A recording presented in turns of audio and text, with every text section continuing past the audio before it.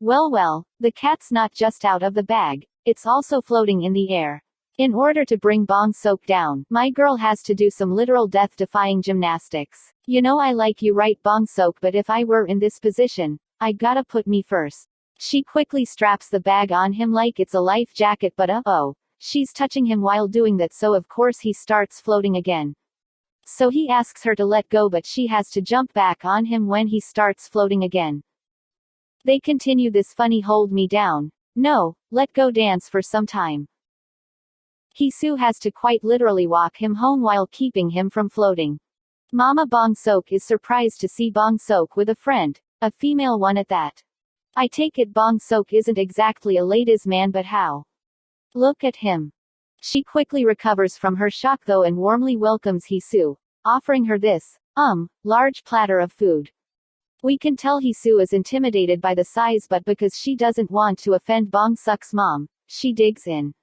Santa goes into a hair salon and we hear the owner say that they're closed, but that doesn't stop him from locking the door, because whether you like it or not, Santa must deliver his gift of death. Yay. He asks if she can cut his hair. She should cut his life short is what she should do. Oh you poor soul.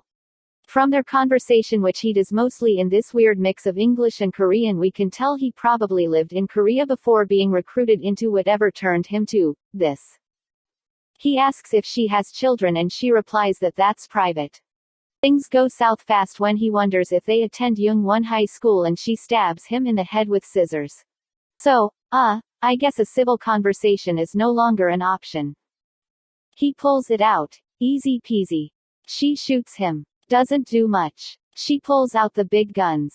Literally. She sees him through the wall. So that's her ability.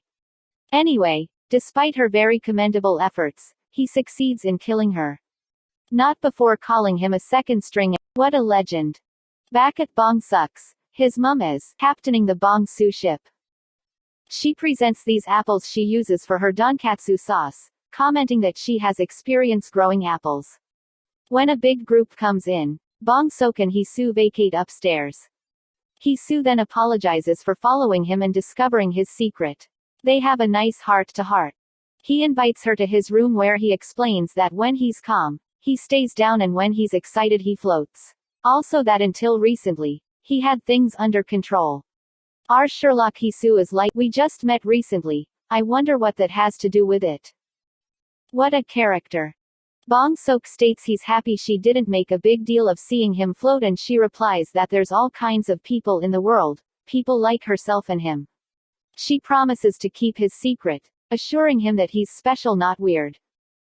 Downstairs his mom can hear their conversation and she smiles. After walking a short distance, Hee-soo sends Bong Sok back home, electing to run to the bus stop alone. Soon as he walks in, his mother confronts him, questioning why he'd let the girl he likes walk to the bus stop alone. She gives his gameless self a tip.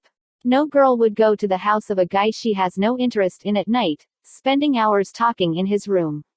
He gets the hint and goes out after Hee-soo wearing this. You're lucky you're cute Bong Bong. He float runs his way to her and she. Aww. As he leaves the scene of his crime, Daddy Doom crosses paths with Hee-soo's father, who asks for directions to a cell repair shop. He isn't much help though, and after some twists and turns, Hee-soo's dad finds his way. He and the customer get into a bit of an altercation because the customer wants to pay with his card but he doesn't have a credit card machine yet. He concedes and gives the customer his goods, saying he'd come back the next day for his payment with the credit card machine. Bong Sok bids Hee-soo farewell, and next thing we know he's in the clouds and a voice is telling him he did well. Oh, it's a dream. That very morning, my man steps out looking like this. Oh honey, the new hairstyle is not it. He lies to his mother that he's going to school on a Saturday. To study. She and I and the entire universe know he's going to see Hee-soo. In the next scene, we see what he really came to study.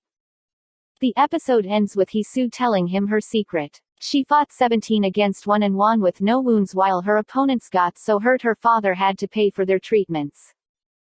Bong Sok doesn't take it seriously at first, and then she gives him this look and is like, you fly, I fight, pot, kettle.